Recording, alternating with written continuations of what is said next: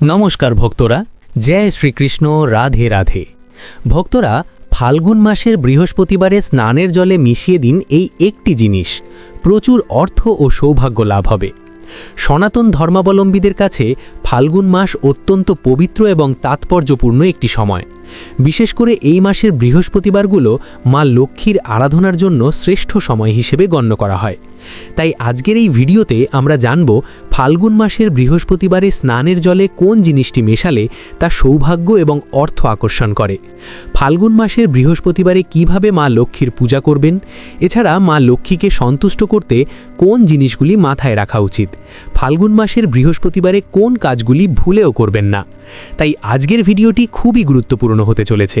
আমার সকল দর্শক বন্ধুদের কাছে অনুরোধ, ভিডিওটি শুরু থেকে শেষ অবধি সম্পূর্ণ মনোযোগ সহকারে দেখবেন। যদি ভালো লাগে অবশ্যই একটা লাইক করবেন আর কমেন্টে ভক্তি ভরে লিখবেন জয় মা লক্ষ্মী। গ্রাম বাংলার ঘরে ঘরে মা লক্ষ্মী পূজার একটি বিশেষ ঐতিহ্য রয়েছে। হিন্দু ধর্মে ফাল্গুন মাস বিশেষভাবে গুরুত্বপূর্ণ। এই মাসে ভগবান শিব, দেবী পার্বতী এবং ভগবান কৃষ্ণের উপাসনা করলে জীবনের দুঃখ কষ্ট দূর করা যায় বলে মনে করা হয়। এতে তাদের আশীর্বাদ লাভ করা যায়। ফাল্গুন মাসে মহাশিবরাত্রি, একাদশী এবং হোলি বা দোলযাত্রা উদযাপিত হয়। ফাল্গুন মাস দান ধ্যান করার জন্য অত্যন্ত বিশেষ বলে মনে করা হয়। তদুপরি এই মাসে কিছু নিয়ম মেনে চলাও গুরুত্বপূর্ণ বলে মনে করা হয়, অন্যথায় জীবনের নেতিবাচকতা বৃদ্ধি পায়। ফাল্গুন মাসে ভগবান শ্রীকৃষ্ণের 3টি রূপের পূজা করার বিধান রয়েছে: শিশুরূপ, যুবরূপ এবং গুরু কৃষ্ণরূপ। বলা হয় যে ফাল্গুন মাসে যে ব্যক্তি সত্য হৃদয়ে ভগবান শ্রীকৃষ্ণের পূজা করেন তার সমস্ত ইচ্ছা পূরণ হয়। যারা সন্তানের সুখ পেতে চান তাদের জন্য এই মাসে বাল গোপালের পূজা অত্যন্ত ফলপ্রসূ প্রমাণিত হয়। সুখী বিবাহিত জীবনের জন্য এই মাসে কৃষ্ণের যুবরূপের পূজা করা উচিত। একই সাথে গুরুরূপে শ্রীকৃষ্ণের পূজা করলে মোক্ষ লাভের পথ প্রশস্ত হয়। বাঙালির হিন্দু সংস্কৃতিতে 12 মাসে 13 পার্বণ প্রচলিত থাকলেও ফাল্গুন মাসকে অত্যন্ত গুরুত্বের সাথে দেখা হয়। ফাল্গুন মাসের প্রতিটি বৃহস্পতিবার মা লক্ষ্মীর বিশেষ পূজার আয়োজন করা হয়। এই পূজা কেবল একটি ধর্মীয় আচার নয়, এটি আমাদের কৃষিভিত্তিক সমাজের কৃতজ্ঞতা প্রকাশের একটি মাধ্যম। ফাল্গুন মাসের বৃহস্পতিবারের মাহাত্ম্য। ফাল্গুন মাসের বৃহস্পতিবারকে কেন এত বিশেষ মনে করা হয়? এর পিছনে গভীর ধর্ম ও সামাজিক কারণ রয়েছে। সনাতন ধর্মমতে দেবী লক্ষ্মী হলেন সম্পদ, সমৃদ্ধি এবং সৌন্দর্যের প্রতীক। পৌরাণিক কাহিনী অনুসারে এই মাসেই দেবী লক্ষ্মী মর্তলোকে বিচরণ করেন এবং ভক্তদের ভক্তি পরীক্ষা করেন। বৃহস্পতিবার বা লক্ষ্মীবার এমনিতেই দেবীর প্রিয় দিন, আর এই দিনে যখন দেবী ধান্য লক্ষ্মীর রূপে প্রতিটি ঘরে পূজা পান তখন তার প্রভাব বহু গুণ বৃদ্ধি পায়। মনে করা হয় যারা এই মাসে বৃহস্পতিবার নিষ্ঠার সাথে ব্রত পালন করেন তাদের সংসারে সারা বছর অন্নের অভাব হয় না এবং আর্থিক সংকট দূর হয়।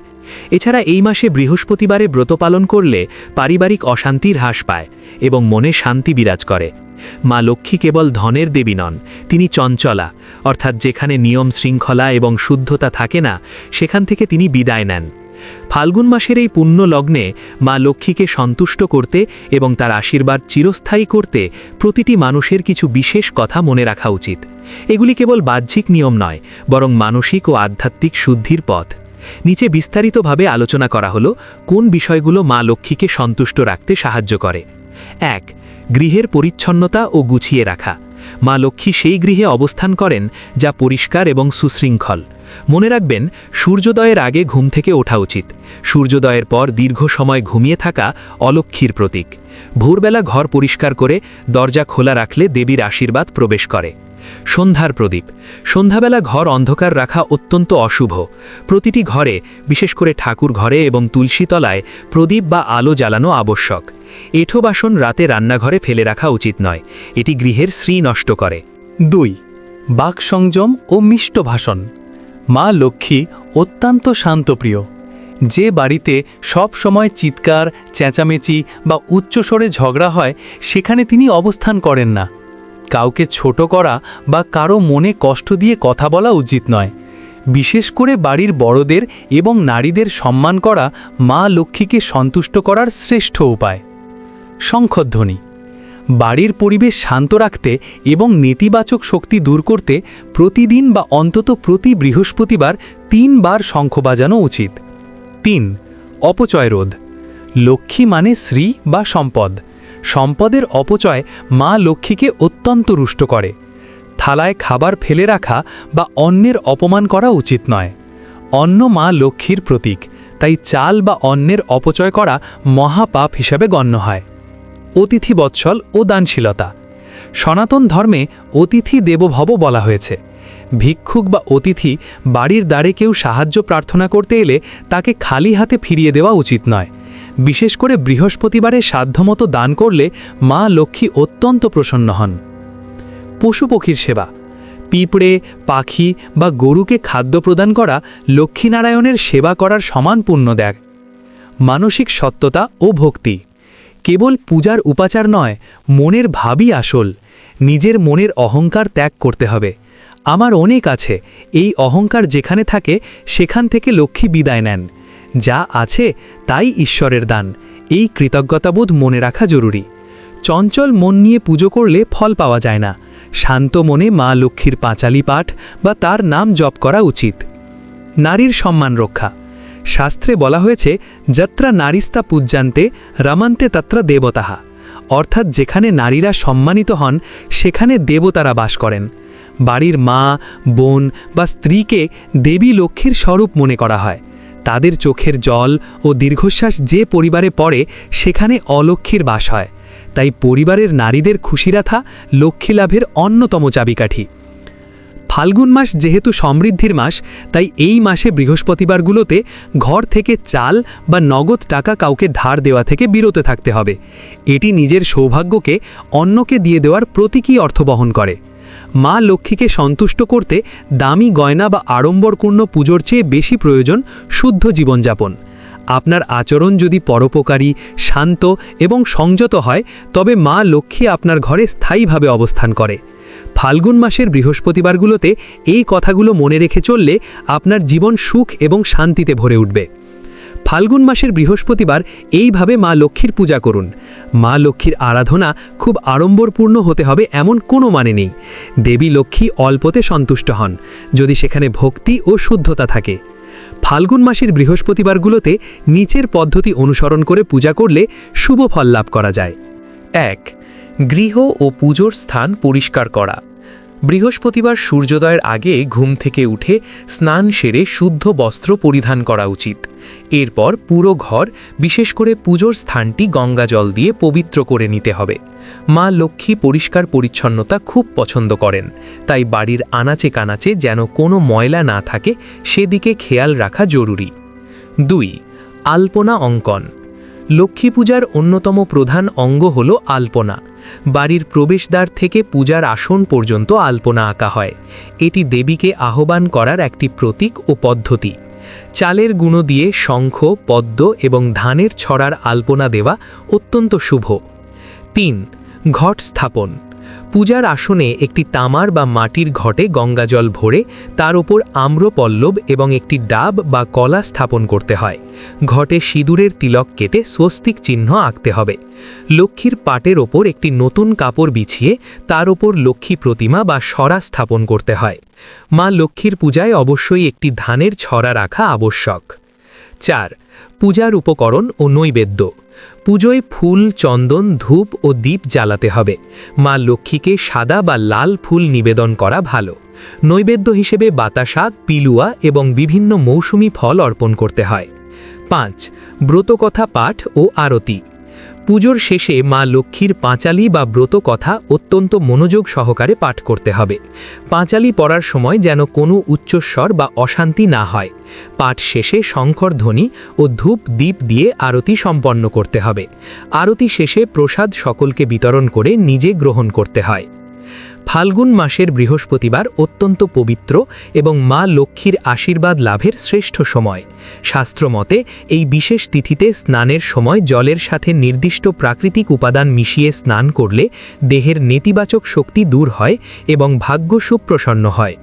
ফাল্গুন মাসের বৃহস্পতিবার স্নানের জলে 1 চিমটি হলুদ মিশিয়ে স্নান করা অত্যন্ত শুভ এবং ফলদায়ক বলে মনে করা হয়। হলুদকে সনাতন ধর্মে পবিত্রতা, সমৃদ্ধি এবং মা লক্ষ্মীর অন্যতম প্রিয় বস্তু হিসেবে গণ্য করা হয়। বৃহস্পতিদেব এবং দেবী লক্ষ্মী উভয়েরই প্রিয় রং হলুদ, তাই এই দিনে হলুদ মিশানো জলে স্নান করলে নিম্নোক্ত সুফলগুলো পাওয়া যায়। এক, অর্থ ও সৌভাগ্য লাভ। হলুদ সমৃদ্ধির প্রতীক। মনে করা হয় বৃহস্পতিবার হলুদ জলে স্নান করলে কুষ্টিতে বৃহস্পতি গ্রহের অবস্থান মজবুত হয়। বৃহস্পতি গ্রহ শক্তিশালী হলে জাতকের অর্থ লাভের পথ প্রশস্ত হয় এবং সৌভাগ্য বৃদ্ধি পায়। 2, নেতিবাচক শক্তি দূর করা। হলুদের প্রাকৃতিক গুণাগুণ শরীরের জড়তা এবং মনের কালিমা দূর করতে সাহায্য করে। এটি শরীরকে শুদ্ধ করে, যার ফলে মা লক্ষ্মীর আরাধনায় একাগ্রতা বাড়ে। 3, পারিবারিক সুখ। এই নিয়মে স্নান করলে দাম্পত্য জীবনে সুখ বজায় থাকে এবং পারিবারিক অশান্তি দূর হয়। কিভাবে করবেন? স্নানের বালতির জলে সামান্য পরিমাণ গুঁড়ো হলুদ বা কাঁচা হলুদ বাটা মিশিয়ে নিন। স্নানের সময় মনে মনে মা লক্ষ্মীকে স্মরণ করুন। স্নান শেষে পরিষ্কার এবং সম্ভব হলে হলুদ বা হালকা রঙের বস্ত্র পরিধান করে লক্ষ্মী পূজায় বসুন। ফাল্গুন মাসের মাহাত্ম্য অনুযায়ী এই ছোট ছোট নিয়মগুলো ভক্তি ভরে পালন করলে সংসারে ধনের অভাব হয় না এবং মা লক্ষ্মী চিরস্থায়ী হয়।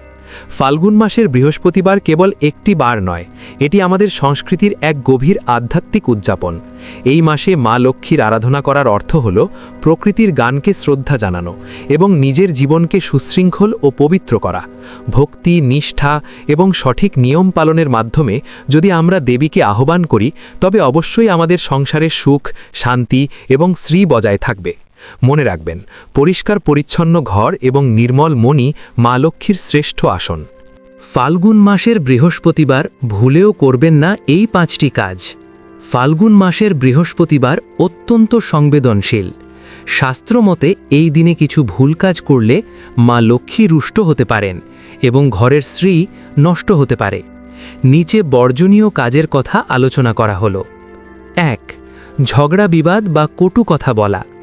লক্ষ্মীবার শান্তি ও ধৈর্যের দিন। এই দিনে বাড়ির সদস্যদের মধ্যে কোনো রকম ঝগড়া, চিৎকার বা একে অপরকে কটু কথা বলা একেবারেই উচিত নয়। যেই ঘরে অশান্তি থাকে, মা লক্ষ্মী সেই ঘর ত্যাগ করে। তাই এই দিন শান্ত থাকতে হবে এবং সবার সাথে নম্র ব্যবহার করতে হবে। 2, বাড়ি থেকে চাল বা টাকা ধার দেওয়া।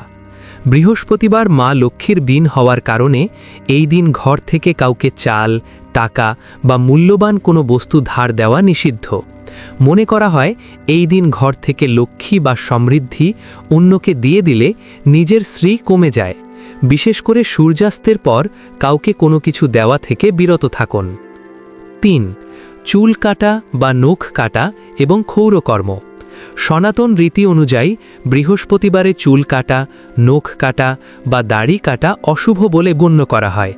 ফাল্গুন মাসের বৃহস্পতিবার এই নিয়মগুলো আরও কঠিনভাবে পালন করা হয়। মনে করা হয় এ কাজগুলো করলে আয়ু এবং ঐশ্বর্য হ্রাস পায়। 4, আমিষ আহার গ্রহণ। ফাল্গুন মাসের বৃহস্পতিবার সম্পূর্ণ নিরামিষ আহার গ্রহণ করা উচিত। পেঁয়াজ, রসুন বা আমিষ খাবার এই দিন বর্জনীয়। শুদ্ধ চিত্রে সাত্ত্বিক আহারের মাধ্যমে দেহের এবং মনের পবিত্রতা বজায় রাখা জরুরি। নেশাজাতীয় দ্রব্য ও ধূমপান থেকে এই দিন দূরে থাকা উচিত। 5, ঘর অন্ধকার রাখা ও অবেলায় ঘুমানো। বৃহস্পতিবার সন্ধ্যায় ঘর অন্ধকার রাখা অত্যন্ত অশুভ। সন্ধ্যার সময় প্রতিটি ঘরে প্রদীপ বা আলো জ্বালিয়ে দিতে হবে। এছাড়া দিনের বেলা বা সূর্যাস্তের সময় ঘুমানো উচিত নয়। অলসতা ও অন্ধকার দারিদ্রতার প্রতীক, যা মা লক্ষ্মী অপছন্দ করে। পারিবারিক সুখ ও সমৃদ্ধি বৃদ্ধির অতিরিক্ত কিছু উপায়। ফাল্গুন মাসের এই বিশেষ তিথিগুলিতে আপনি চাইলে আরও কিছু কাজ করতে পারেন, যা আপনার জীবনে সমৃদ্ধি বয়ে আনবে। লক্ষ্মী নারায়ণের একত্রে পূজা। লক্ষ্মী একা পূজিত হতে পছন্দ করেন না, তাই যেখানে মা লক্ষ্মীর পূজা হবে সেখানে ভগবান নারায়ণের ছবি বা মূর্তি রাখা উচিত। এতে ঘরের লক্ষ্মী স্থির হয়। দান ধ্যান। ফাল্গুন মাসের বৃহস্পতিবার কোনো অভাবী মানুষকে অন্ন বা বস্ত্র দান করা অত্যন্ত পুণ্যের কাজ। এটি আপনার সঞ্চিত কর্মফলকে উন্নত করে। তুলসী তলায় প্রদীপ দেওয়া। প্রতিদিনের মতো বৃহস্পতিবারের সন্ধ্যায় তুলসীতলায় ঘি বা তেলের প্রদীপ জ্বালাতে হবে এবং তুলসী দেবীর চারপাশ 3 বার প্রদক্ষিণ করতে হবে। কুবের মন্ত্র জপ। মা লক্ষ্মীর পূজার পাশাপাশি কুবের মন্ত্র বা লক্ষ্মীর গায়ত্রী মন্ত্র জপ করলে আর্থিক বাধা দূর হয়। ফাল্গুন মাসে দানের গুরুত্ব। সনাতন ধর্মে দান পুণ্যকে কতটা গুরুত্ব দেওয়া হয়েছে এটি আমরা সবাই জানি। হিন্দু বর্ষে প্রত্যেক মাসে আলাদা আলাদা জিনিসের দান করার ফলে অপার পুণ্যের প্রাপ্তি হয়ে থাকে। ঠিক এভাবেই ফাল্গুন মাসে কিছু নির্দিষ্ট জিনিস দান করা শুভ বলে বিবেচিত হয়। শাস্ত্রে বর্ণনা রয়েছে যে ফাল্গুন মাসে আপনার সামর্থ্য অনুসারে কাপড়, সরিষার তেল, খাঁটি ঘি, শস্য, মৌসুমি ফল ইত্যাদি অভাবীদের দান করা উচিত, কারণ এটি করা অত্যন্ত উপকারী বলে বিবেচিত হয়। এরকম মানা হয়ে থাকে যে ফাল্গুন মাসে এই জিনিসগুলি দান করলে ব্যক্তি অনন্ত পুণ্য লাভ করে এবং তার পুণ্যকর্ম বৃদ্ধি পায়। এছাড়াও এই মাসটি পূর্বপুরুষদের উদ্দেশ্যে নৈবেদ্য উৎসর্গের জন্য শুভ বলে বিবেচিত হয়। প্রিয় বন্ধুরা, ভিডিওটি দেখে যদি ভালো লাগে এবং উপকৃত হয়ে থাকেন তাহলে অবশ্যই একটি লাইক করবেন এবং আমাদের চ্যানেলটি সাবস্ক্রাইব করে পাশে থাকা বেল বাটনটি অন করে রাখবেন। এতে আমরা নতুন ভিডিও বানানোর জন্য অনুপ্রেরণা পাই। আমার সকল দর্শক বন্ধুদের ওপর ভগবানের কৃপা বর্ষিত হোক। ধন্যবাদ।